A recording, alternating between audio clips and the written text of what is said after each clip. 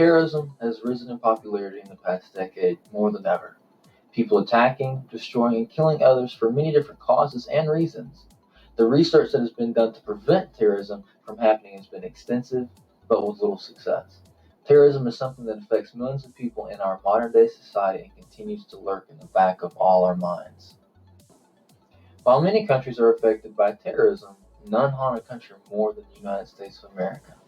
Throughout time, America has been subject to brutal and aggressive attacks that have shaken not only Americans, but people around the world. This has provoked a response from the American government to begin searching for ways to put a stop to terrorism. While the American government has been slow to understand what causes terroristic attacks, prevention of these terrorist attacks have slowly gotten even more complex to halt.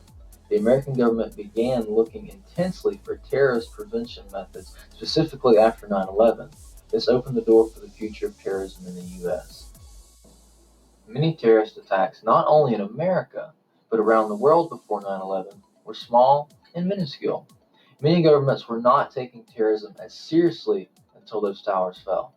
Governments jumped into action to begin attempting to prevent further terroristic attacks and to prevent another 9/11 in their own country. With governments put into gear, they began launching programs and agencies to understand, track, and attempt to stop terroristic attacks from happening. Many laws and bills were reviewed and passed to begin preventing further malicious attacks on innocent individuals. While this was a start, it was nowhere near enough to stop what continued to happen. Specifically after 9/11, many countries began reworking their airport systems. America spearheaded this by improving the technology involved as well as better procedures to search for those negative objects. While these procedures were more than capable of aiding in the halt of terrorism, it wouldn't stop there. Part of the airport reconstruction included, obviously, the aircraft. Planes began receiving edits and safety measures in case something happened to happen. An edit that was useful was the locking of the cabin door so that nobody could get to the pilots. This would prevent someone from walking in and attempting to overtake the aircraft in a hijack situation. With airports and aircraft playing along nicely with these new regulations and laws put into effect that were also passed, a new era in safety arose. Airports and aircraft were not the only affected area that governments focused on, however. Many governments began to design laws surrounding their shipping as well to prevent hijack of goods at sea. While a majority of terrorist attacks occur on land and in the air, several occur on the water as well. From piracy to outright capturing and selling of goods on the black market, terrorists go to the great measures to achieve that goal. While they succeed in some attacks, many fail due to the preparation of governments around the world. Many governments, including the U.S., now took their attention off prevention and more on understanding. While there were many kinds of terrorists and terrorist groups, the group that was targeted was Muslim nations in the Middle East. This opened the door to a difficult road leading into the future for thousands upon thousands of people. Today we see how Muslim people are horribly targeted and shamed. This is partly due to the fact that the U.S. government practically blamed all Muslim people for the terrorist attacks. While the U.S. government provided better safety measures and overall precautions, they also damaged a religious group unnecessarily. While the U.S. government targeted Muslims, most of the world didn't. Instead of laying blame, many governments continued the rules and regulations to make transit safer and more stable. This furthered what could and could not be brought onto trains, aircraft, cars, and across borders into other countries. While many terrorist attacks are not predictable and oftentimes unpreventable, these measures have made a positive impact around the world. While terrorism has not stopped, and most likely will not stop, trains, aircraft, and so on have been made slightly safer and more comfortable to travel on.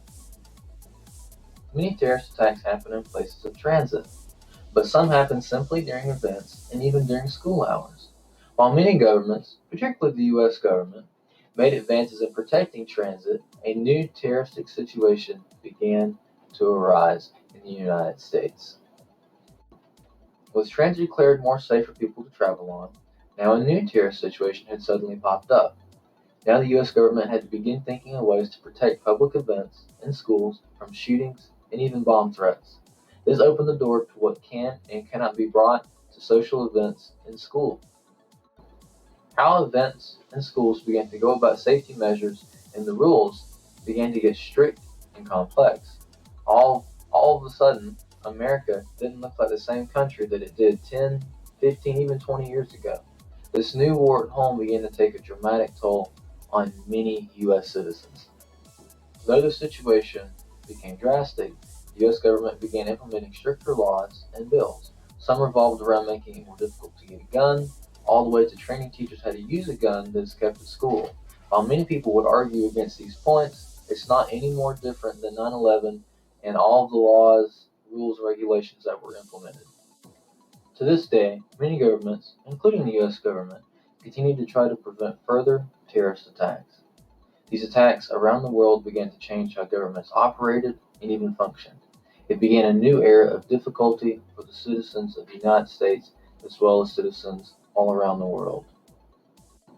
However, one must applaud the U.S. government as well as governments around the world for their effort and attempts to slow down terrorist groups, even to try to limit its own citizens from causing interior terrorist attacks at home. The job is a tall order and difficult for anybody to even begin to imagine to deal with. In conclusion, while the U.S. government had many positives at terrorist prevention, they had many negatives. While everyone still endures terrorist attacks to this day, one could argue that they are more far and few in between. From the sea, air, and land, terrorist prevention is a broad topic that is difficult to cover and protect against.